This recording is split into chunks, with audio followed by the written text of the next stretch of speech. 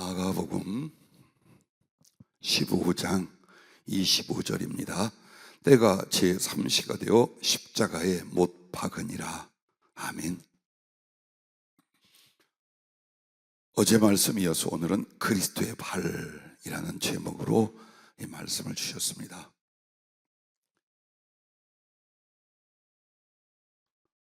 예수님의 발이 여러분에게 보일 수 있기를 바랍니다. 최소한 여러분과 나는 겟세마네 동산 그 전 장면은 다락방에서 성찬을 나누시던 주님의 그 사랑 이야기, 그리고 겟세마네로 가서 피를 쏟고 기도한 뒤에 이제 체포당하러 가십니다. 거기서 흉악한 죄수를 다루듯 체포돼서 안나스 가야바 그 제사장 집으로 갑니다. 그리고 거기서 역시 신문을 받고 판결을 받아 유대인들 법에 의해 뺨을 맞고 침뱉음을 당하고 숯불 가운데 차서 던져놓고 그렇게 고통을 당하십니다. 그리고 빌라도에게 왔어요. 그런데 빌라도가 신문하다가 헤롯에게 보냅니다. 갈릴리 지역 사람이라고. 그 헤롯은 또 차마 입에 담을 수 없는 더러운 짓, 악하고 음란한 것으로 예수님을 희롱하고 유혹하고 정말 입에 담을 수 없는 모든 짓을 해요. 그리고 다시 빌라도에게 보냄을 받습니다. 그리고 거기서부터 심판이, 판결이 시작이 되고 예수님을 그 사람들 보라고, 그리고 예수님을 사단에 의하여 아주 강력한 매질을 당합니다.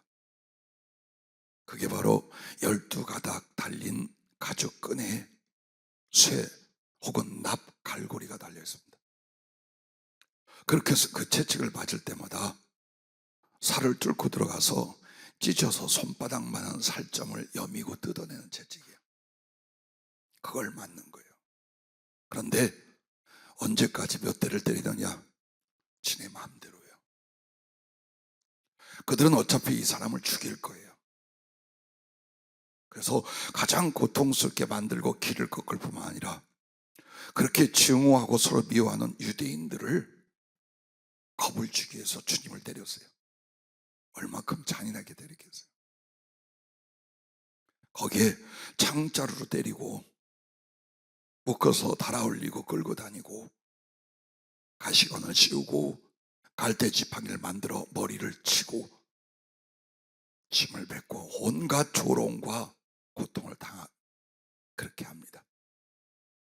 그렇게 하고서 결국 십자가를 지어서 이제 예수님을 골고다로 가던데, 지금도 이탈리아 라틴어로 비아 돌로로사라는 그 길이요, 예수님이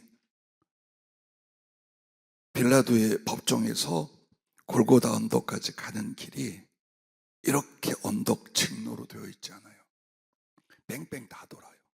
그게 그 예루살렘 사람들로 하여금 보게 하는 거예요. 끌고 가면서 능욕과 고통 당하게 하는 서영수 예수님을 사람들에게 보이기 위해서 리을자식으로 이렇게 해서 가요.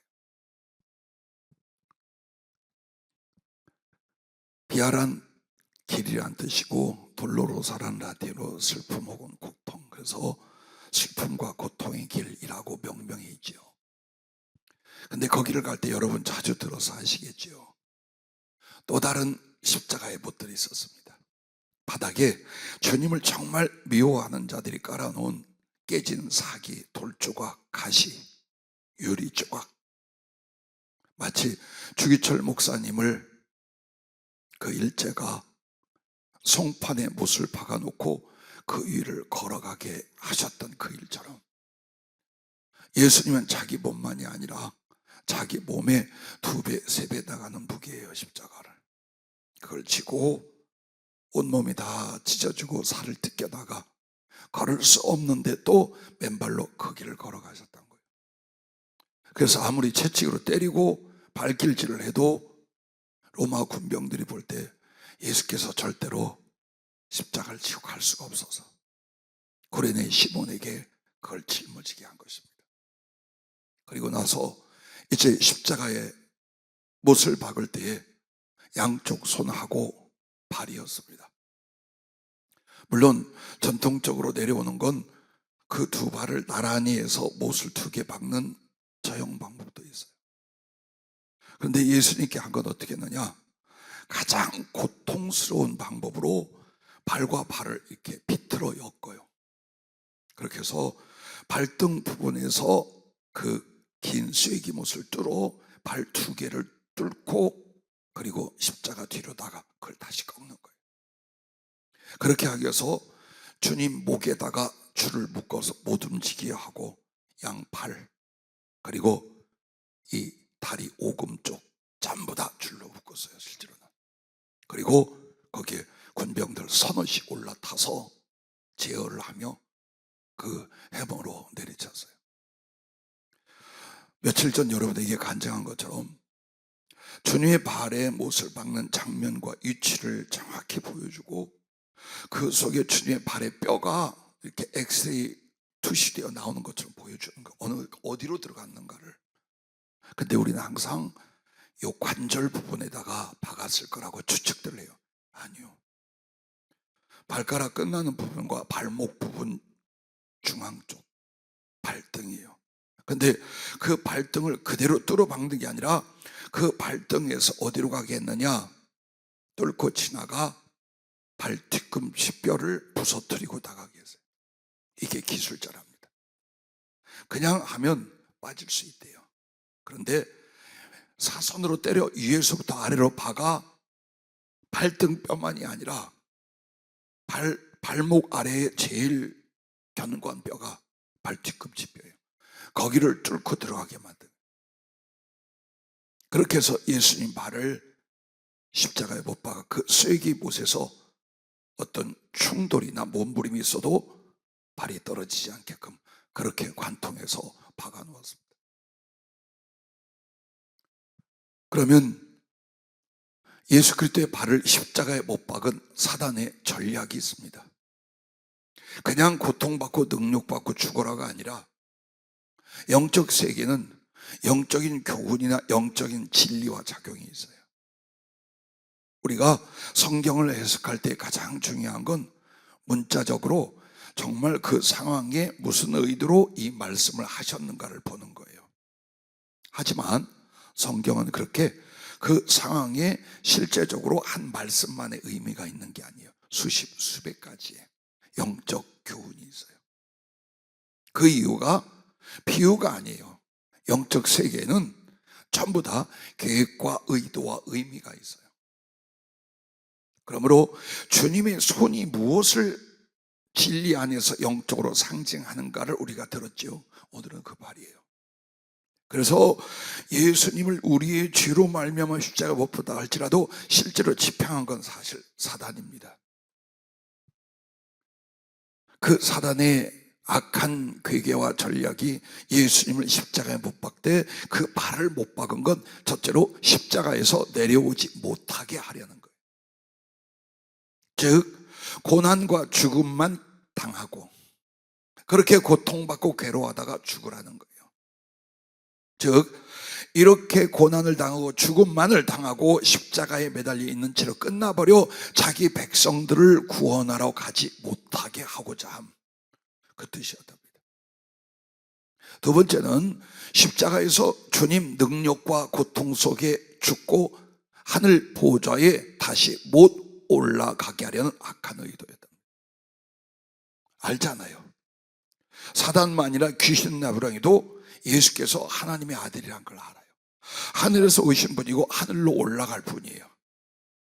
그런데 그 몸에 그 발에 못을 박아둠으로 다시 구속을 이루시고 하나님 보좌로 승천하지 못하도록, 즉 하나님으로서 인간으로 와서 끝나고 하나님으로서 승귀하지 못하도록 그 악한 계획이 의도가 주님의 십자가에 못 박되 발에 못 박는 의도였답니다. 세 번째는 세상에서 주님으로 말미암는 구원의 역사로 하나님 나라를 이루어가는 것을 막아보겠다는 어리석음이었답니다. 즉 이제 예수님은 십자가에서 죽으시고 분명히 부활하실 거예요. 사도도 그걸 들어서 알아요. 그런데 그 못을 받고 다리에 못을 박아버릴 때는 한마디로 못 움직이게, 못 가게 하는 거예요. 예수 그리스도의 발은요, 세 가지의 의미가 있어요. 복음 전파와 점령과 심판을 의미합니다. 즉 그 발로 밟아가는 게 뭐냐? 복음 전파를 통해서 사단의 땅, 인간 죄악의 땅을 하나님의 나라로 점령해 가는 거예요. 그리고 거기에 거스리는 것은 심판하는 거예요. 그래서 예수님의 발을 요한계시록 1장 15절에는 그의 발은 풀무불에 단련한 빛난 주석 같고 라고 말합니다. 즉 한마디로 쇠가 불에 달궈진 것 같이 있어요. 왜? 이것은 이제 점령과 심판을 말합니다. 영접한 자들에게는 성령의 불, 구원의 불이 될 것이요, 거스리고 거역한 자들에게는 소멸과 지옥의 불이 되는 거예요. 그게 예수 그리스도의 발이에요. 그래서 사단이 지금 상황이 어떻게 됐냐? 하늘의 존재였어요. 하나님 앞에 있던 아주 대천사장이었어요. 그건 누구나 알아요. 그런데 그가 그 지위와 자격을 하나님께 반역을 도모하다 잃어버리게 돼요. 그리고 예수께서 이 땅에 오셨을 때 그도 쫓겨나요. 다시는 하늘에 어떤 분깃도 역사도 영향도 미칠 수 없도록, 그래서 이 세상으로 쫓겨납니다. 그런데 이 세상을 누가 오셨어요? 예수님이 오셔서 하나님의 진리와 구원으로 바꿔버리려고 하는 거예요. 저는 마지막 지가 권한을 가지고 버틸 수 있는 게 어디냐? 이 세상이란 말이에요. 사단에게. 근데 이걸 예수님이 복음으로, 믿음으로 영혼들을 구원하면서 이 땅을 하나님 나라로 바꾸려고 하는 거예요. 그래서 어떻게 해서도 예수님이 구속을 못 이루려고 태어날 때부터 아기를 잡아 죽이는 그 일이 벌어진 거예요. 헤롯을 말. 그렇게 하고 예수님을 십자가에 죽여버리고 그 발에 못을 박아서 복음의 발, 구원의 발 점령하시고 심판한 발이 될 수 없도록 그 악한 마음속에 어리석은 행동을 그렇게 했다라고 말씀합니다. 그러면 두 번째로는 여러분과 내가 못 박은 주님의 발, 어떻게 하는 것이 예수님을 십자가에 못 박나? 그 발을. 아니 그걸 왜 우리가 연구를 해야 되나? 하지 말라고. 하나님의 말씀의 뜻을 깨달아야 그렇게 안 하지. 그렇게 배우고 깨달아 놓고도 하면 믿는 자가 아니지요. 그래서 여러분과 내가 못 박은 주님의 발을 이제는 어떻게 뽑아내고 내려드릴까?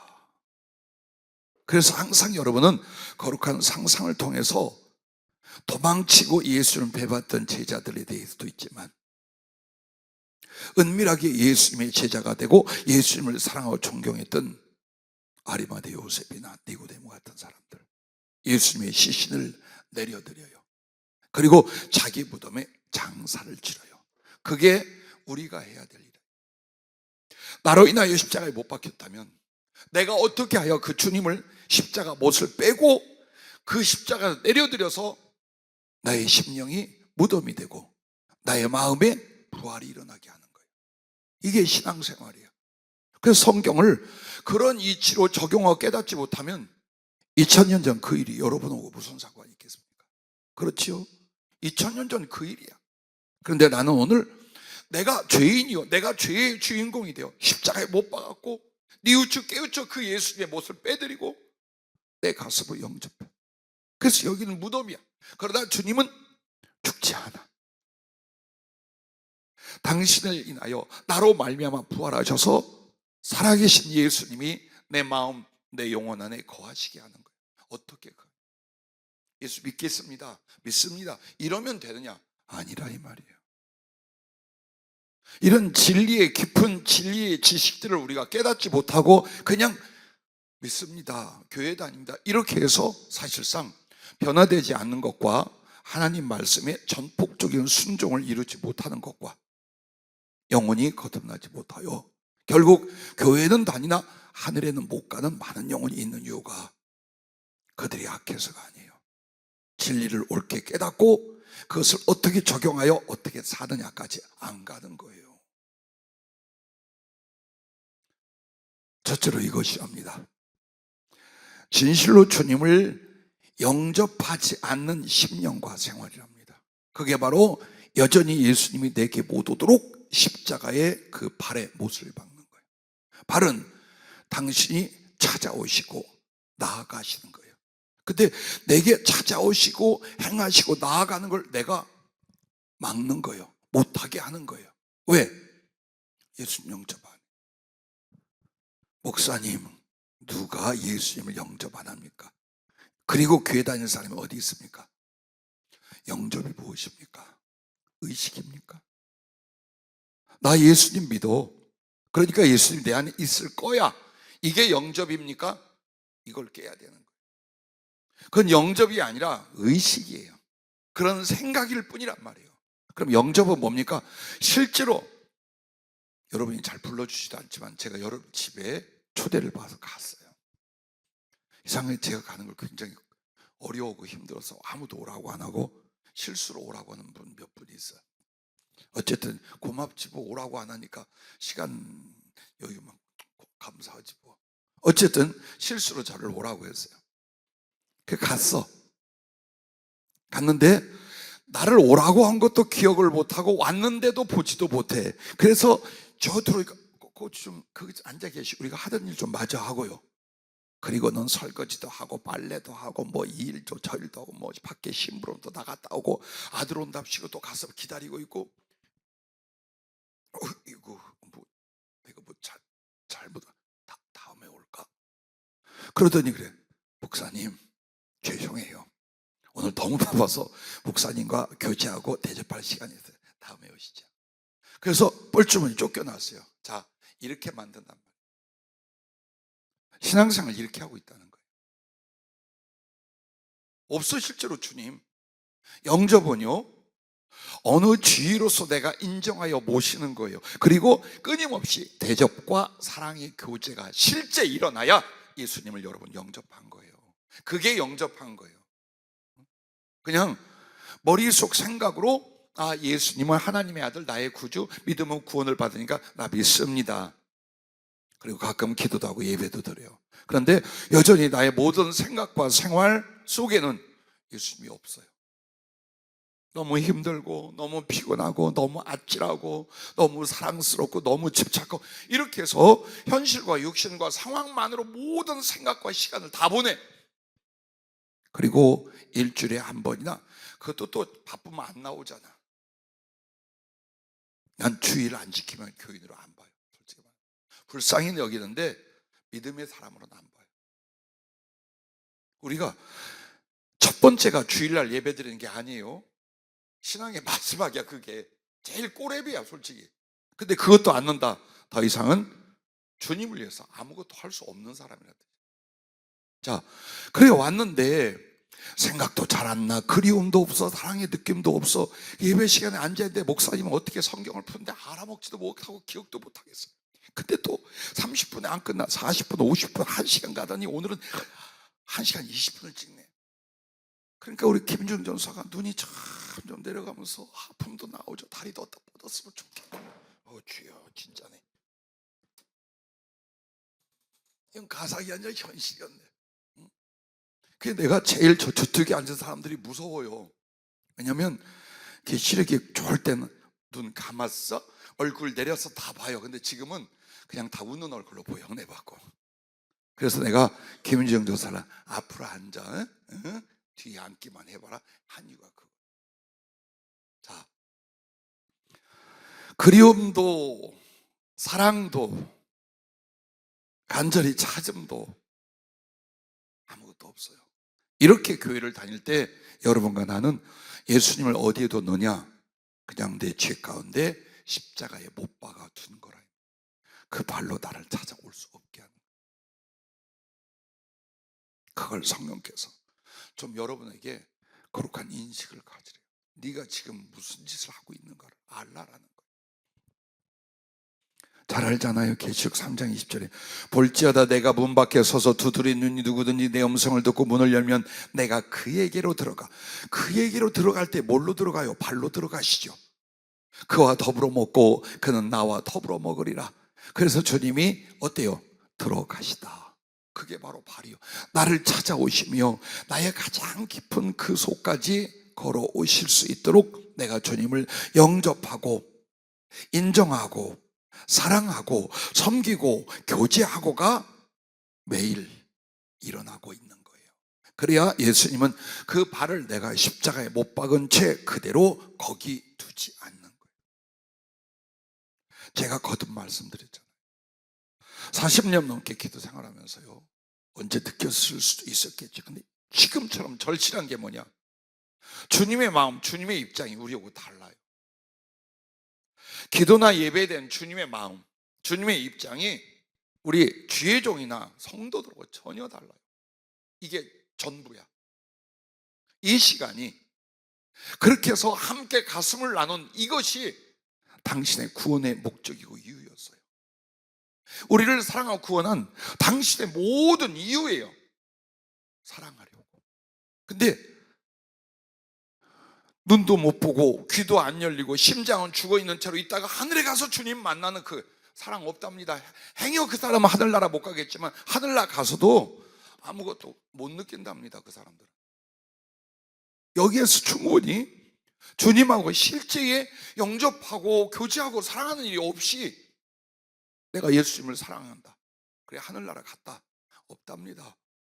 오늘 여러분과 내 안에 날마다 주님 모셔서 주님의 마음을 느끼고 그 말씀을 듣고 나의 가슴을 쏟아내고 사랑하고 교통하고, 그래서 그런 기도와 말씀, 성령과 말씀 안에 기도로 말미암아 주님과 깊은 교제가 이어져서 어디를 가든지 무슨 일을 하든지 전부 다 예수님과 그 사랑, 예수님과 그 교제와 동행이 되게끔 하고 있느냐, 아니면 딱 절단한 생활과 마음으로 살다가 주여 주여 하느냐, 그걸 말씀하고 있는 거예요.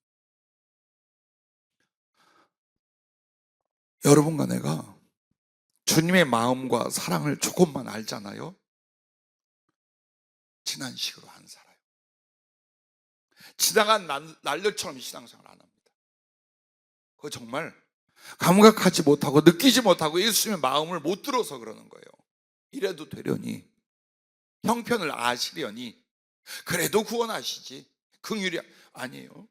자, 환상으로 보고 성령으로 하신 말씀 외에 기가 막힌, 정말 피가 맺히는 주님의 우리를 향한 사랑, 그래서 그 사랑을 실제로 찾아와 함께하기를 원하는 대목이 성경에 나옵니다.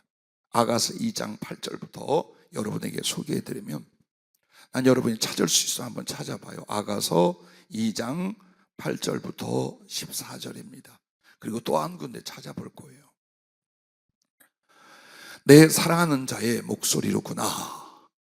이게 지금 술람미 여인이, 솔로몬이 소리를 내고 오는 걸 들었어요.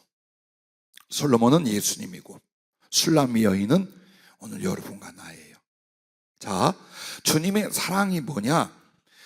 가만히 이 여인이 소리를 들으니까 밖에서 자기를 부르는 소리가 다 들리는, 그게 하나님 말씀이고 성령의 감동이에요. 나를 부르는, 나를 그리워하는, 나를 너무나 사모해서 찾는 예수님의 그 마음이 들리더냐, 너희들은 느껴지냐 이거예요. 그리고 이렇게 말합니다. 보라, 그가 산에서 달리고 작은 산을 빨리 넘어오는. 주님 정신없이 달려온다면 왜? 보고 싶어서, 기다릴까 봐, 내가 너무나 사랑스러워서. 주님에게는 하나님 나라의 사역이고 하나님 나라의 어떤 일이 중요한 게 아니에요. 오늘 나와의 사랑이 가장 필요하고 중요해요. 그래서 하늘 보좌에서도 혹은 저 태평양 건너에서도 나를 향하여 돼요 달리고 또 달려서 사모하고 찾아오는 주님이다. 그게 주님. 내 사랑하는 자는 노루와도 같고 어린 사슴과도 같아서 우리 벽 뒤에서 창으로 들여다보며 창살 틈으로 엿보는구나. 이거 경험 안 해본 분은 이 말이 뭔지 몰라요. 제가 미국 덴버에 권사님들 초청으로 집회를 갔어요. 그리고 한 권사님이 자기 집에서 이제 거처를 하게 했는데 숲속에 있는, 산속에 있는 2층 집 단 한 집이에요. 자고 아침에 일어났는데 정말 사슴이 와서 요래 들여다보고 있어요. 그러니까 권사님이 거기다가 먹이를 주고 그냥 애완동물처럼 그렇게 있어요. 사슴도 있고 다른 짐승도 오고. 너구리 보셨어요? 제가 이런 농담해도 되죠? 김민경 집사님이 꼬리를 달면 너구리야. 알겠지? 어떻게 했는지. 순너구리는 옥집사님이 꼬리를 달면 딱 순너구리. 통통하고 귀여운데요, 엉덩이를 막 살랑살랑 들고 쓰레기통 뒤지고 집 앞에 와서 여러 개 있어요. 지금 그 아침 새벽같이 동물들이 자기를 돌보는 사람들 때문에 그 먹는 거 얼굴을 보려고 창가에 와서 요래 들여다보는 게 누구? 예수님이라고. 주님. 내가 부르지 않고 내가 잠에서 깨지 않았으니까 먼저 와서 창너머로, 야, 나 왔는데 안 일어날래? 아이고 보고 싶어. 저 귀여운 거, 코 고는 것도 귀엽네. 아이고 이뻐. 이러고 계신다는 표현. 하루 종일. 나는 석 달 동안 봤어요. 여기서 종일 밤새도록 기다리는 주님, 매일같이 보여주는 거예요. 이 기도가 뭐라고, 우리가 찾아오는 게 뭐라고. 정말 어떤 피눈물 흘리는 그리움과 가슴으로 이 짧은 시간을 주님은 기다리는 거요. 석 달 내내. 이젠 작정 기도가 아니라 아마도 내가 죽는 날까지 당신과의, 온전히 당신과 나와의 시간으로 쏟는 그게 없이는 못 살아갈 것 같아요.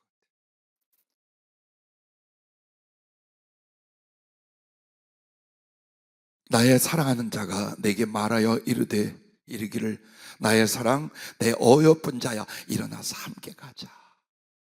너 그냥 그렇게 누워있고 걱정하고 사업이나 생활 때문에 그렇게 있지 말고, 너 나랑 좋은 데가 있는데, 은혜스러운 데가 있는데, 너랑 나랑 더 많은 걸 나눌 수 있는 그 자리가 있는데, 일어나라. 이제 좀 일어나. 그래서 같이 가자는 거예요. 그래서 찾아오고 뛰어오는 주님도 그 발로, 그리고 그 주님을 영접하고 함께 가는 나도 발에 대한 표현인 거예요. 지금 발의 의미가 무엇인가를 계속 말씀하세요.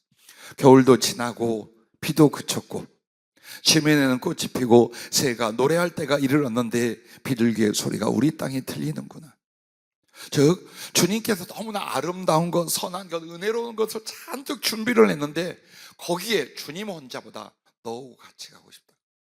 같이 보고 같이 듣고 같이 맡고 같이 먹고 같이 누리고, 그게 성령과 말씀으로 기도하는 그 순간들인 거예요. 그래서 주님이 그 이야기야. 내가 사랑하는 너, 유일한 너하고 함께 이 모든 것들을 함께 누리고 나누며 우리의 사랑을 익혀가자, 그 말이에요. 바위틈 낭떠러지 은밀한 곳에 있는 나의 비둘기야, 이제 그러지 말라 이거예요. 삐쳤는지 낙심했는지 비둘기가 바위틈에 들어가서 안 나오고 이러고 있어요. 그리고 거기서 배고파 죽겠고 아파 죽겠고 힘들어 죽겠고 외로워 죽겠고 이런다는 거예요. 그런데 악착같이 그 바위틈 속에 들어가 있는 비둘기 같은 나를 계속 찾아와서 부르고 깨닫게 하고 느끼게 하고, 그렇게 해서 당신과 함께 더 깊은 사랑으로 들어가자는 거예요. 기도는 이거예요. 바위틈 낭떠러지 은밀한 곳에 있는 나의 비둘기야, 내가 네 얼굴을 보게 하라. 네 소리를 듣게 하라. 네 소리는 부드럽고 네 얼굴은 아름답구나. 뭐가, 나 같은 죄인이 뭐가 그렇게 주님께 사랑스럽고 아름답겠어요.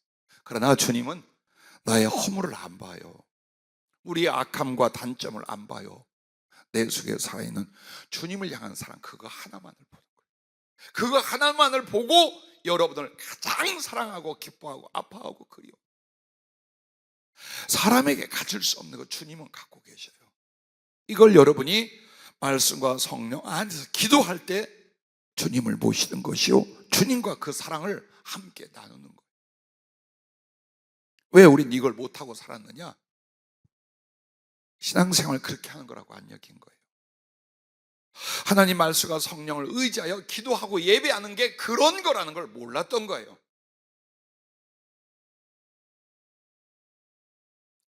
주님의 발은 나를 사모함과 사랑의 소원으로 찾아오시는 걸 가르쳐 말하는 거예요.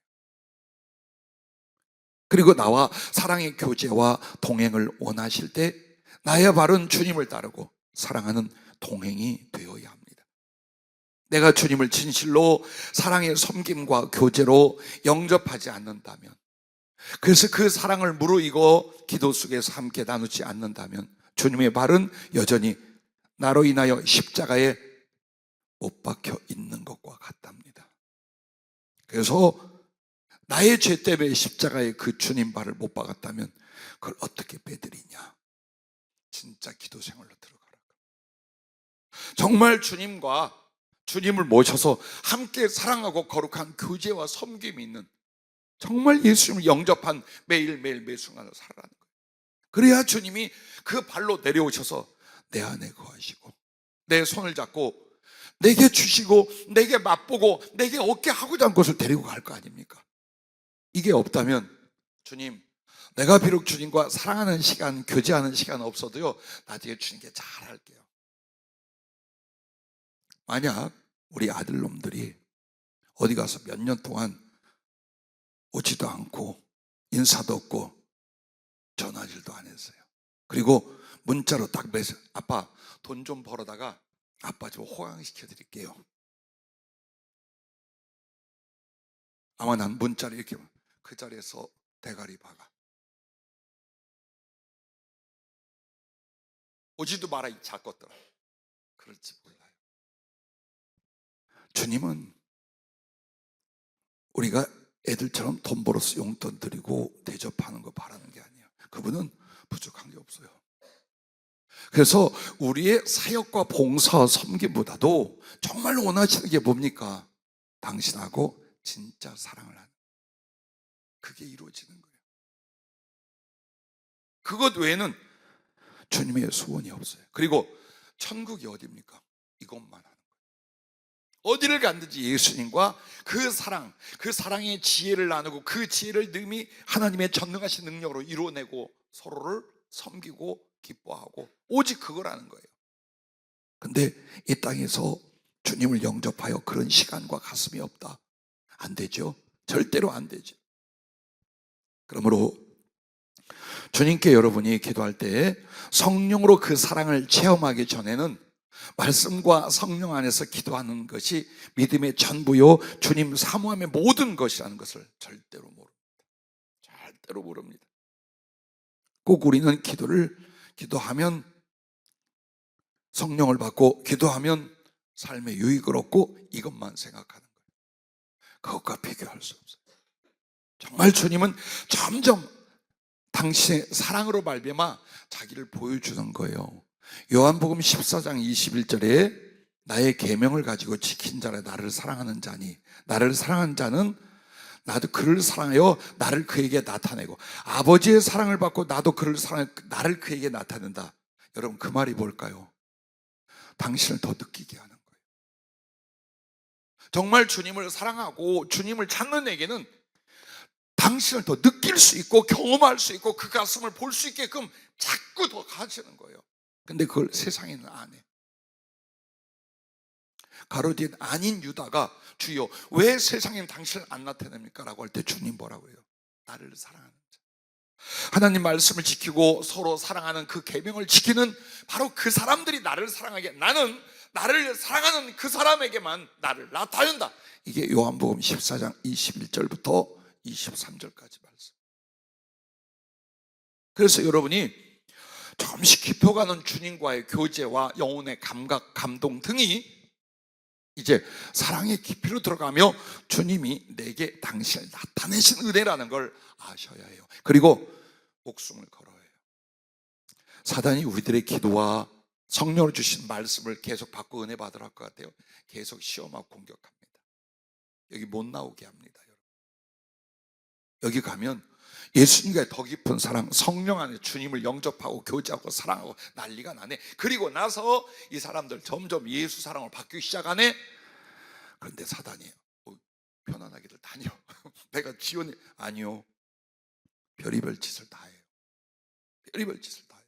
그래서 여러분에게 처음에 작정 기도할 때는 이렇게 하라고 그랬죠. 목숨을 걸어야 된다. 죽을 각오해야 된다. 아니면 여러분, 나도 모르게 나의 마음이 점점점 해이해지거나 집중을 못할 상황에 자기를 들이기 시작해요. 또 오면 똑같은 일을 할지 못할지 저는 모르지만, 교회를 처음 성정동에 개척했을 때 기도회를 하고 있었어요. 그리고 찬양을 하는데 강대상에 쪽지가 하나 올라왔어요. 5살 먹은 다니엘이 버스에 치였다는 거예요. 그래서 저만큼 날라가 떨어져서 지금 막 사고가 났는데 어떻게 할까요? 그래서 그냥 찬양했어요. 그리고 한마디 했어요. 주님께 맡겨. 이 시간은 주님께 예배하는 시간, 주님께 맡겨 하고 기도하고 찬양하고 다 끝내고 나갔더니 친엄마가 다니엘 품에 안고 있는데 가진 데도 없고 먹는 데 없고 다친 데도 없어요. 실제로는 스쿨버스에 받쳐서 7m 이상을 날아가 떨어졌어요. 죽거나 깨지고 부서졌어요. 그래서 솔직히 사업 말아먹고 그 기사하고 있는 젊은 그 부부였어요. 찾아왔는데 그냥 병원이라도 가서 확인하자. 아니요. 나는 목사인데 기도할 때 주님이 이 아이를 지키셨고 이렇게 하시고 봤습니다. 어려운데 돈 쓰거나 비용 하지 마십시오. 그래서 차에 쳤는데 장난감 차를 가지고 왔어요. 웃어야 될지 울어야 될지 주고 보냈어요. 사실 여러분과 나 좀 더 현명하게 살 수 있어요. 뭐가 유익이 되거나 지금 당장 필요할까? 근데 여러분과 나에게 함께 권하는 게 이거예요. 주님을 위하는 것을 위하여 희생하려고. 무엇이 더 주님을 위하는 것이고 주님과 함께하는 것이, 그걸 위하여 내가 고난이나 가난이나 아픔을 감수하는 거예요. 그게 사랑이에요. 여러분, 그렇게 하는 만큼 여러분은 성령 안에서 깊은 사랑을 주님과 나눠요. 근데 만약 어느 테스트에서 여러분이 멈추기 시작하잖아요. 그 이상은 능가하지 않아요. 절대로 성령으로 주님을 알고 경험하고 살아가는 일이 진행이 되지 않아요. 그러면 내가 죽을 때까지 이것보다 더 사랑도 믿음도 영성도 권위도 쓰심도 높아지지 않아요. 그걸 알아야 돼요. 그래서 여러분에게 부탁하는 게, 김윤정 전사 올 때마다 목숨을 걸고 와. 한 번 예배를 위하여 한 번 기도를 해서 피를 토하고 생명을 바치려고. 그러면 아주 간단해요. 영적 공격도 못난 자아도 다 바꿀 수 있어요. 그리고 주의 사랑이 나타내심으로 여러분이 점점 깊은 은혜를 입어갈 줄로 믿으시길 바랍니다. 자, 여러분 보십시오. 참 감사한 게 뭐냐면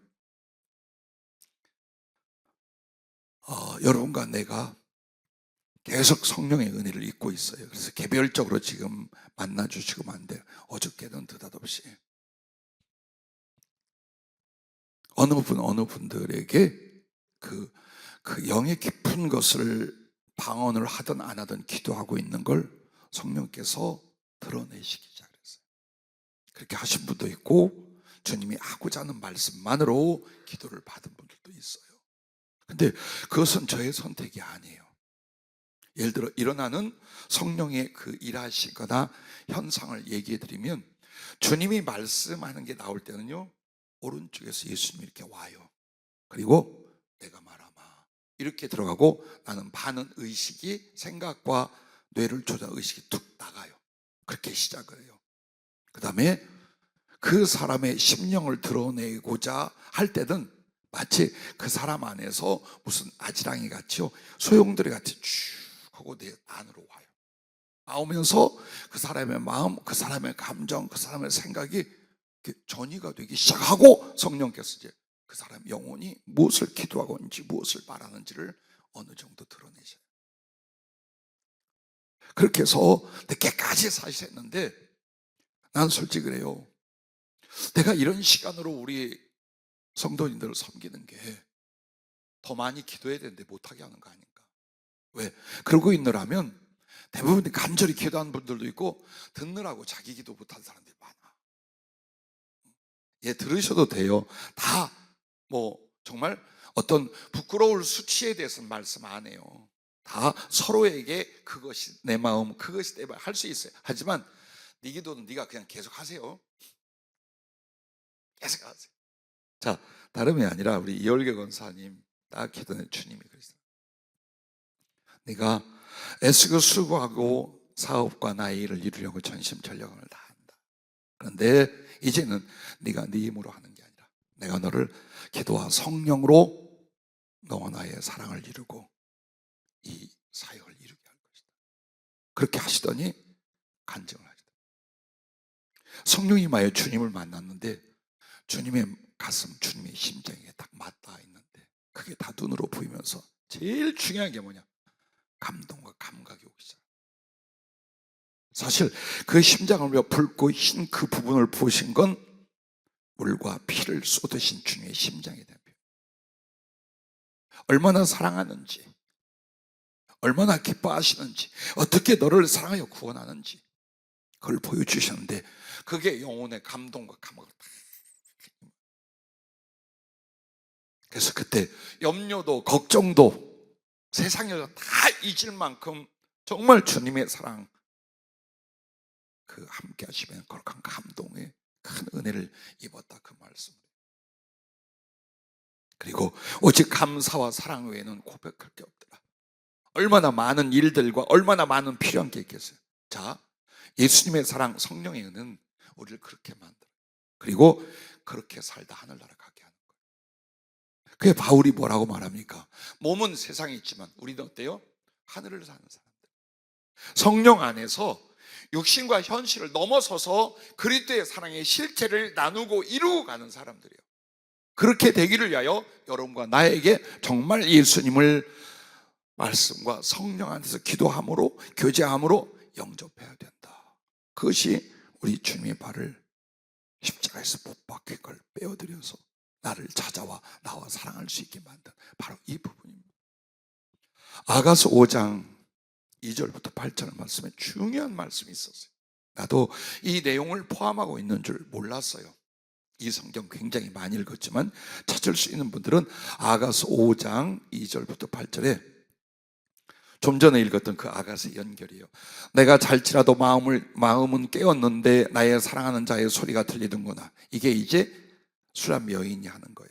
즉 술람 여인이 잘 시간이 돼서 잠 딱 들었는데 마음은 깨어 있어요. 누구를 향하여? 사랑하는 이를 향하여. 근데 소리가 들리는 거예요. 솔로몬이 찾아왔어. 그래서 문을 두드려 이르기를 나의 노이, 나의 사랑, 나의 비둘기, 나의 완전한 자야 문을 열어다오. 왕자예요. 왕세자예요. 솔로몬이. 여기는 평민이고 농사짓는 사람이에요. 포도원이야 이런 농사짓고요. 거기를 찾아오려면 밤에 와야지. 그렇게 많은 눈이 있고 왕궁에서 지키고 있어요. 너 정략적인 결혼을 해야지. 너 가면 좋은데 결혼 어디? 그렇게 해서 아가스를 보면 엄청나게 핍박을 받아요. 나중에는 오빠나 가족들이 솔로몬을 못 만나게 하려고 해요. 그래서 밤에 얼마나 보고 싶고 그리웠는지 혹시 연애 본 사람들 했나 몰라. 밤에 그 집을 타다가 담을 넘고 가서 두들기고 그냥 그 방에 가서. 근데 이 술람 여인이 이렇게 합니다. 내가 옷을 벗었으니 어찌 다시 입겠으며 내가 발을 씻었으니 어찌 다시 더럽히랴마는 내 사랑하는 자가 문틈으로 손을 들이밀매 내 마음이 움직여서 일어나 내 사랑하는 자를 위하여 문을 열 때 몰약이 내 손에서 몰약의 즙이 내 손가락에서 문빗장에 떨어지는구나. 내가 내 사랑하는 자를 위하여 문을 열었으나 그는 벌써 물러갔네. 그가 말할 때에 내 혼이 나갔구나. 정신이 없었다 이 말이에요. 내가 그를 찾아도 못 만났고 불러도 응답이 없었노라. 이 말은요, 주님이 그렇게 기도하라고, 그렇게 주님과의 사랑을 나누자고 그렇게 애를 쓰고 찾아온 거야. 언제나 한 거야. 그런데 몰라라는 신자를 가르쳐 말하는, 기도 없이도 신앙생활을 할 수 있고, 기도 없이도 나의 믿음과 삶은 종교적으로 살고 있고. 그래서 정말 예수님의 그 간절한 간청을, 성령님의 그 감동을 이 마음에서 무시하고 주님과 사랑하는 교제, 거룩한 기도를 멸시하고 산 거예요. 그걸 가르쳐 말하는. 그러다가 어느 날 정신이 들었어. 정신 없어서 그래서 세상 정신 때문에 그렇게 신자들이 살다가 어느 날 정신을, 기도해야 되는데, 성령으로 말미암아 내가 주님과 사랑해야 되는데, 그게 바로 문을 연 거예요. 그러나 솔로몬이 거기 없었어요.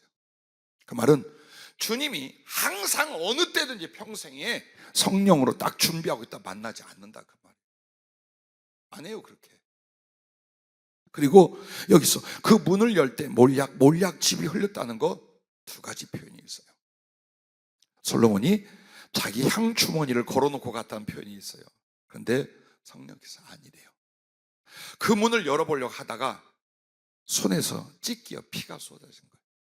그럼 이 솔로몬 손에서 쏟아진 그 몰약즙 같은 피는 뭐냐? 나의 마음의 문을 열고 나를 구원하시고 내게 찾아와 나와 사랑을 이루는 십자가에 흘린 주님의 피랍니다. 왜 그가 십자가에 달렸는가? 왜 그렇게 갈갈이 찢기셨는가? 나를 찾아와 나와의 생명과 사랑을 나누려는 그것 때문이에요. 근데 그것을 우리의 신앙생활에 안 해. 그런 시간이 없어. 그러면 주님도 어떻게 돼요? 항상 성령께서 근심시키고 성령을 소멸했는데 다시 성령으로 충만해진 일이 안 일어나요, 여러분. 주님이 여러분 그렇게 갈망하고 사모하던 때가 있는데 계속 여러분이 강팍하고 핑계대고 그래서 주님을 사랑으로 영접 않고 성령에 잡히지 않잖아요. 죽을 때까지 안 일어나요. 가신 거예요. 가셨어요. 그래서 솔로몬도 떠났어요. 그러자 그때서야 정신없이 쫓아나갑니다. 나가서 어떻게 하냐? 그를 찾아도 못 만났고 불러도 응답이 없었노라. 성 안을 순찰하는 자들이 나를 만나매 나를 쳐서 상하게 하였고 성벽을 파수하는 자들이 나의 겉옷을 벗겨 가졌도다. 한마디로 길거리 밤에 헤매이고 솔로몬 찾아다니다가 강도를 만난 거예요. 폭행을 당하고 옷을 벗겨가 버리고 정말 피 흘리고 고통받고 어려움을 겪은 거예요. 그리고 하는 말, 예루살렘 딸들아 너희가 내가 부탁한다. 너희에게 내가 부탁한다. 너희가 내 사랑하는 자를 만나거든 내가 사랑함으로 병이 낫다고 하렵니다. 자, 왜 그때 가서 그러냐? 대부분 이때는 뭐예요? 고난을 겪고 실패를 하고 말도 못할 어려움이 왔을 때를 가리키는 거예요. 주님과의 기도 속에 교통과 순종과 사랑이 없어서 내게 어떤 엄청난 고난과 고통이, 그걸로 말미암아 주님을 찾는다는 거예요. 그 뜻을 지금 말하고 있는 거예요. 그럴지라도 어느 정도냐? 주님을 사랑해서 병이 날 때까지 주님은 그때부터 못 만나. 즉 여러분과 나의 사모함을 가장 극단적으로 가장 깊이 있게 만들 때까지 주님은 어때요? 무조건 은혜 주고 무조건 사랑 주고 무조건 성령 주고 무조건 절대 안 합니다. 왜? 주님 혼자 짝사랑했던 거예요. 죽기 살기로 자기의 모든 걸 짝사랑했던 거예요. 이 사람은 그 가치를 몰라. 그렇게 주님이 사랑해 주려 하고 주님과 사랑하는 것이 얼마나 소중한가 이 사람은 지금 몰라. 그래서 시련과 연단 속에 들어가 정말 길거리에서 대를 당하고 옷을 벗기고 고난을 겪고, 그러면서도 이제 점점 마음속에 주님 만나주세요, 주님 도와주세요, 주님 내가 성령으로 그렇게 하고, 그게 어떻게 마음의 병이 될 때까지 주님은 안 나타나셔요. 성령의 감동과 역사 안 일어나요. 혹 이 말씀을 삶에서 경험한 분들이 여기들 계실 거예요. 그렇게 주님이 첫사랑을 이루려고 성령으로 말미암아 나를 불렀고 그 사랑에 불탈 때 무엇 때문에 다 끊어먹었잖아. 더 이상 기도 안 하고 더 이상 순종하여 그 길 가지 않고 그거 끊으면서 우리도 어떤 고난 속에 들어가는 거예요. 얼마나 많은 세월을, 얼마나 많은 방황과 아픔을 겪었나. 그걸 지금 아가서가 말하는 거예요. 지금 병이 나 있어야 돼. 이제 이것저것 다 제쳐놓고 난 예수님 한 분도 필요한 게 없어. 죽을 것 같아. 보고 싶고 느끼고 싶고 소유하고 싶고 사랑하고 싶고 드리기 위하여 여기 뭐가 병이 나 있어야 돼요. 이제부터는 그러셔야 돼요. 지금 그 병이 나라고 이 작정 기도가 있는 거예요. 그냥 날짜만 채우는 게 아니에요. 가슴이 아파서 그리워서 막 견디지 못할 그 통곡이 날마다 우리 안에 있어요. 이제는 그래야 주님이 성령으로 자기의 사랑을 부어주는데 그 가치를 알아요. 그 거룩한 소중함을 그때 아는 거예요. 그래야 죽을 때까지 아무리 시련과 고난 혹은 유혹과 바쁜 일들이 있어도요, 주님과 함께하는 시간, 계속 말씀과 성령으로 기도하고 주님과 나와의 사랑을 마음으로, 이거 절대로 뺏기지 않는 사람 된다. 그리고 바로 그 가슴으로 우리는 충성을, 예배를, 복음을, 선교를 할 수 있는 거예요. 이거 안 만들었던 거예요. 내가 요즘 회개하는 게 그래요. 더 깊이로 들어가게 하셔요. 40년 전보다, 40년 안에보다 작년 말부터 올해 다 깊은 곳으로 이렇게 만들려고, 이런 사랑으로 들어가고 이런 지혜 속에 교통하려고 하는데 내가 몰입을 못한 거예요. 정말 주님께 더 많은 마음과 시간을 쏟고 온전히 몰입을 해서 당신에게 가야 돼. 그걸 못했다. 단지 그거 하나 할게. 다른 일들이야 주님이 알아서 할 거예요. 그러나 여러분과 나를 사랑하고 사모하는 주님께 내 마음이, 내 영이 말씀과 성령을 의지하여 기도 속으로 안 들어가면 이런 사랑은 서로 못한단 말이에요. 그러므로 이제 여러분이 문을 열어드렸습니까? 그리고 가슴속에 주님을 향한 사랑과 그리움의 병이 생겼습니까? 잘하신 거예요. 이건 치유되면 안 돼. 이건 절대로 치료되면 안 돼. 죽을 때까지 주님을 향한 사랑의 병이 나서 여러분은 그리움과 사모함으로 살다 가야 돼요. 그리고 하늘에 가면 다 그게 채워지고 이루어질 거예요. 자, 두 번째로 넘어갑니다. 말씀을 무시하고 저버리는 10년과 삶이 예수님의 발을 십자가에 못 박아 놓는 겁니다. 여러분, 퀴즈 하나 낼게요. 웃으며 생각해 보세요. 예수님의 발은 무엇일까요? 어떻게 생겼을까요? 힌트. 맑은 날 하늘에 지나가더라. 또 비행기라고 하는 사람이 있을 거예요. 이제 맑은 날 하늘에 펼쳐져 있더라. 그래서 가끔 그걸 통해 비도 오고 그늘도 지더라. 뭐야? 누가 했어? 그래요. 그걸 누가 몰라? 구름이에요. 성령으로 표현하는 게 그래요. 주님의 발은 구름이랍니다. 그럼 구름은 뭐냐? 육신으로 오신 말씀이신 그리스도, 즉 말씀이 육신이 되어 우리 가운데 거하심에 이 말씀이에요. 그래서 예수님이 타고 오실, 그리고 타고 올라가신, 혹은 여호와의 불이 강림할 때에 구름과 연기로 쌓여져 있는 성막에 있는 쉐키나 하나님의 영광의 구름, 하나님 보좌에 있는 수정 같은 유리 바다가 사실은 그 구름이에요. 속이에요. 이게 다 같아. 그럼 이게 뭐냐? 주님은 하나님의 말씀이셔요. 그리고 그 말씀이 육신이 되어서 2000년 전 오셨고, 이제도 그 육체로, 그 실존으로 여러분에게 올 때는 이제는 어때요? 만져지는 게 아니죠. 말씀으로 오시게 되어 있어요. 그래서 여러분이 하나님 말씀을 얼마나 사모하고 존숭하고 기뻐하는가가 예수님을 영접하고 예수님을 모셔서 여러분이 동행하는 거예요. 그런데 말씀을 무시하고 말씀을 거역하잖아요. 나한테 못 오도록, 나와 함께 동행할 수 없도록 예수님의 발을 십자가에 못 박는 거랍니다. 그래서 주님의 복음이 발로 표현되는 거예요. 주님의 말씀은 입으로 표현되기도 하지만 그 말씀이 내게 찾아올 때는 뭘로 표현돼요? 예수님의 발로. 그래서 구름이 주님의 발이고, 그 구름은 육신을 입고 오신 말씀이신 주님, 주님의 말씀에 대한 상징이에요. 이 이치를 여러분이 깊게 묵상하고 적용하면 예수님을 대하는 태도가 어디에 있다? 말씀에 있다. 말씀을 대하는 태도가, 말씀을 사랑하는 그 중심이 바로 예수님을 영접하고 사랑하고 섬기는 마음이에요. 그래서 여러분과 내가 말씀에 대한 사모함과 순종이 없다면 그 구름은 내게 오실 수 없어요. 그러니 그 구름으로 말미암아 쏟아지는 성령의 단비도 안 내리는 거예요. 많은 사람들이 성령은 따로 받는다고 생각해요. 성령은 어디서 와요? 말씀이신 주님의 구름에서 그 단비, 성령의 비가 내리게 되는 거예요. 즉 말씀이 기쁘지 않다, 말씀을 사모하지 않는다, 말씀으로 살지 않는다, 말씀 갖고 기도 않는다, 그러면 성령의 단비도 임하지 않아요. 그러면 성령의 단비도 뭐냐? 주님의 인격성이에요. 즉 주님을 인격적으로 사랑하고 경험하고 그 거룩한 생명의 능력에 잡히는 건 성령으로 말미암는데, 이 성령은 어디서 온다? 말씀에서 온다. 말씀에서. 그래서 김윤희 전도 또 한 번 불러야지. 말씀에 대한 갈망이 없으면 알바, 아무것도 박사학위 아니야. 그날 쓰레기통에 던져버릴 거예요. 여러분 명심하세요. 주의 종이 된다는 것도 마찬가지예요. 왜 주의 종이 되냐?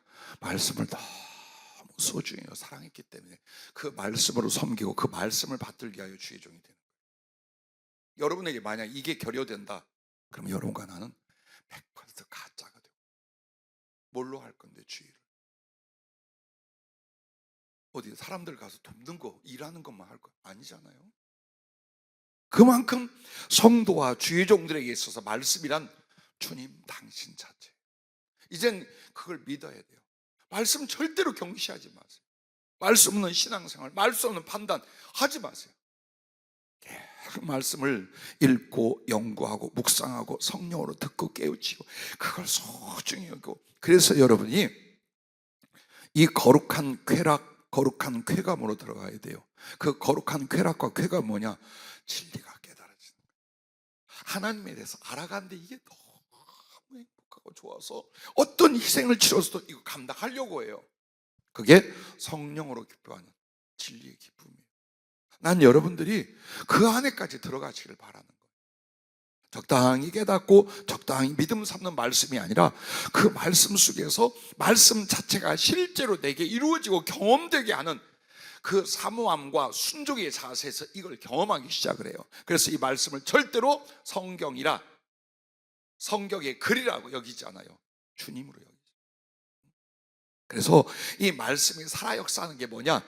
예수님의 생명이 되고 인격이 되고 능력이 되는 거예요. 이 문자적인 성경이 내게 올 때 나의 사모함과 그 순종에 따라서 이 말씀은 살아있는 예수 그리스도, 우리 하나님의 인격이 되고 능력이 되고 생명이 되고 내게 들어오게 되죠. 이걸 여러분이 경험을 해야 돼요.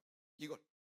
그리고 나야 정말 하나님 말씀에 대하여 확신이 있고, 그리고 이 말씀으로 말미암아 하나님을 알고 사랑하고 전하고 사랑하고 사람 살리고 이쪽으로 가게 되는 거예요.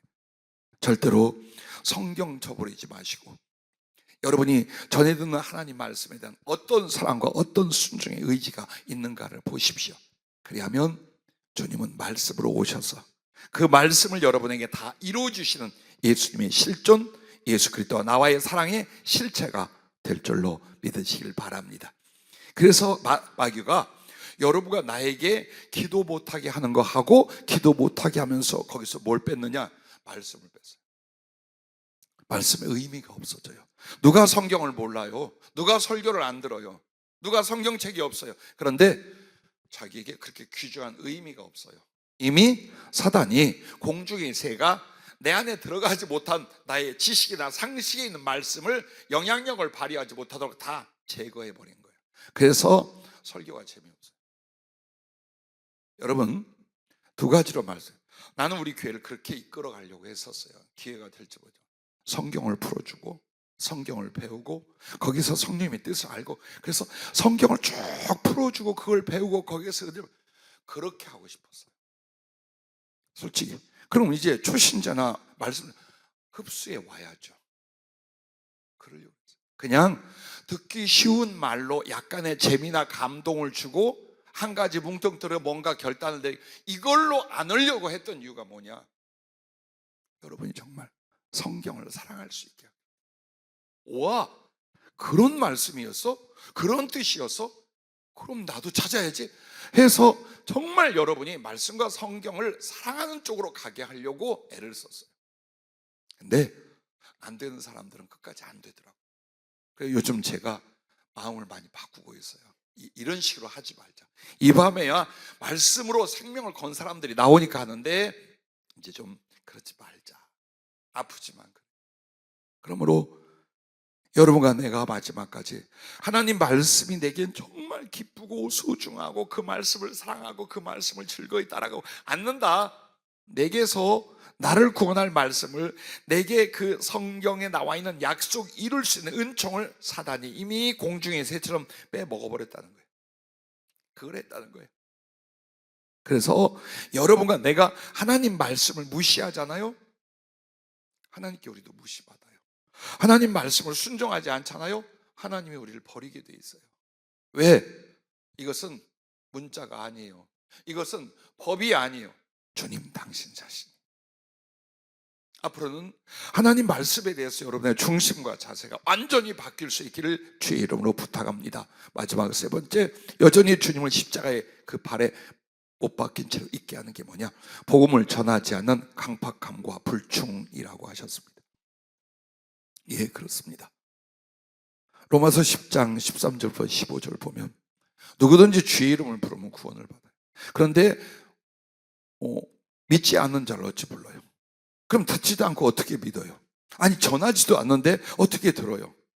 그러면 그 전파하는 자가 없이 그것을 듣고 믿어 예수님을 구주로 부르며 구원받을 사람 없다 이 말이에요.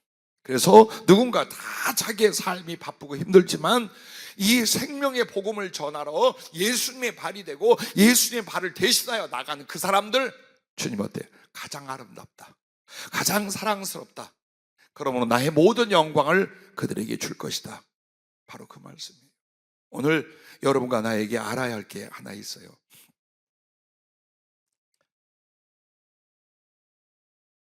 주님께서 여러분에게 찾아오셔서 말씀을 오셨어요. 이제는 여러분과 함께 가고자 하는 곳이 있어요. 그 발로. 그게 바로 영혼을 구원하러, 사람들을 살리러, 그들에게 그리스도의 살아계심과 사랑을 알리러 가는 복음 전파의 사명이에요. 그게 그리스도의 발, 동행하는 발, 주님의 발이 되는 거예요. 그런데 만약 여러분과 내가 적당히 예수님을 전하고 복음을 전하는 삶을 안 살잖아요. 주님 발 십자가에 그냥 못 박아 놓은 거랍니다. 그냥 못 박아 놓은 거예요. 그래서 주님이 나를 통해야 갈 수 있어요. 내가 주님을 영접하고 내가 주님의 그 복음으로 다시 나야, 그래서 복음을 전하러 갈 때 주님은 십자가에서 내려오시고 나와 함께 동행하는 복음의 발, 주님의 발, 나의 발이 되실 수 있다. 이걸 절대로 여러분이 명심하고 실천해 나가시랍니다. 그래서 그 발로 나를 찾아오셔서 주님의 발, 즉 복음 전파의 사명과 능력을 주실 줄로 믿으시길 바랍니다. 자, 여러분 한번 보세요. 주님께서 마태복음 28장 18절에 하늘과 땅의 모든 권세를 받으셨다라고 나와요. 그리고 19절 20절은 이제 세계 민족에 가서 가르치고 지키게 하고 세례받게 하고, 즉 복음을 전하라고 해요. 그럼 이 말씀의 뜻이 뭐냐? 그 권세가 뭘까요? 그 하나님이 주신 하늘과 땅의 권세가 뭘까요? 주님의 발이야. 그래서 그 권세는 누구에게 나타나냐? 복음을 전하는 그리스도의 발이 되는 사람들에게 그 권세를 준다는 뜻이에요. 그걸 잊지 마요. 왜 막달라 마리아가 예수님의 발을 붙들고 눈물을 흘려 그걸 닦았을까요? 왜 향유를 그 발에 붓고 입을 맞췄을까요? 단지 아무 뜻 없이 어려우니까 그랬을까요? 아니요. 오늘 이 땅에서 우리가 주님을 가장 사랑할 수 있는 방법, 주님을 위하여 가장 잘 섬겨 충성할 수 있는 방법이 그 발이 못 박혀 있지 않게 하는 거예요. 즉 복음을 전하는 거예요. 그래서 막달라 마리아는 복음을 전하고 선한 일을 하다가 순교를 해요. 요한복음 12장에 나사렛 동생 마리아가 예수님이 이제 십자가에 죽으시고 장사될 걸 미리 준비를. 근데 어디다 한 줄 압니까? 발에다 부어요. 그럼 원래 향유는요 머리에 붓게 돼 있어요. 손님에게, 귀인에게 머리에다 붓는 거예요. 근데 왜 발이냐? 너무나 거룩한 하나님이라서 그랬겠어요? 발에 포인트가 있는.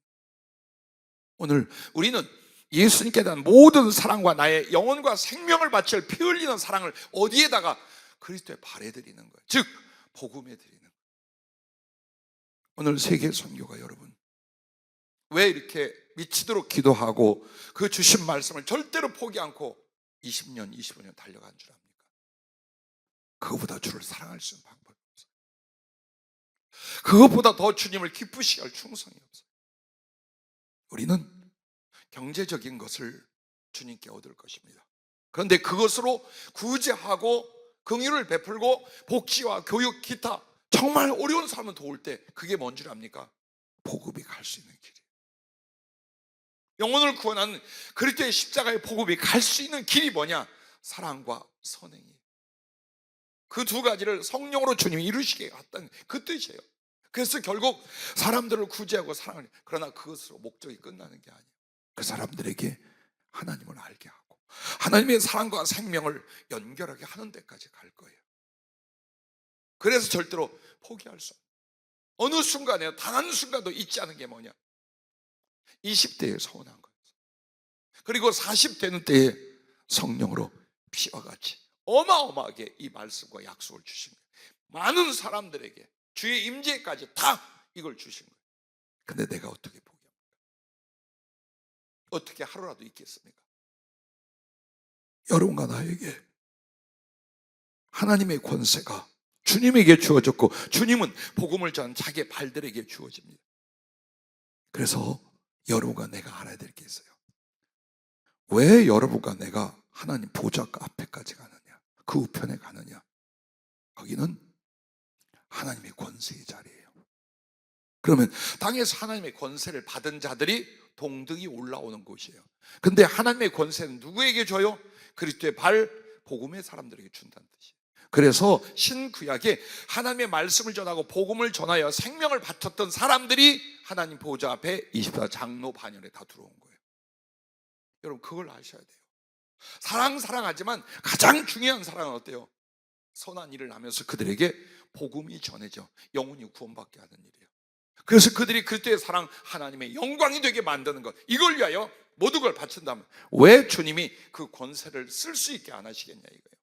그걸 아셔야 돼요. 그러므로 끝으로 여러분과 나에게 이런 이야기를 하나 전해드립니다. 내가 주님의 평생에 죽을 때까지 주님의 발등상이 되겠습니다. 그래서 발등상이 뭐냐? 그 왕들이 앉을 때 발을 이렇게 턱 걸터 놓는 거였어요. 조금 이렇게 발 올려 놓는 거. 그걸 발등상이라 그래요. 그럼 우리가 주님의 발등상이 된다는 뭘까요? 주님의 발을 받들어 드리는. 그럼 주님의 발을 받들어 드리는 유일한 게 뭘까요? 주님을 사랑하고 소중히 여겨 그가 원하는 그 소원의 복음을 내가 대신 내 모든 희생과 낮아짐과 죽음을 통해서라도 이 복음을 전한다는 뜻이에요. 그때 주님 뭐래요? 네가 나의 발등상이 된다면 나는 그 발등상을 나의 보좌로 삼겠다. 예, 당신에게 가장 가까이에 당신의 사랑과 권세와 영광 속에 가장 가까이 갈 수 있는 게 뭘까요? 주님의 그 피, 주님의 그 가슴, 그 소원을 위하여 복음 전파를 위해 자기를 바쳤던 사람들, 바로 그 사람들이 주님의 발등상이요, 주께서 친히 그 위에 거하시니 그 발등상에 주님의 보좌가 될 줄로 믿습니다. 이제 이 세 가지를 통해 예수님을 나를 인하여 십자가에 못 박힌 특별히 주님의 발에서 그 쐐기를 뽑아내고 내가 영접하여 이제 주님께 사랑과 영광을 돌려줄 수 있는 세 가지를 영원히 잊지 마시기 바랍니다. 기도하겠습니다.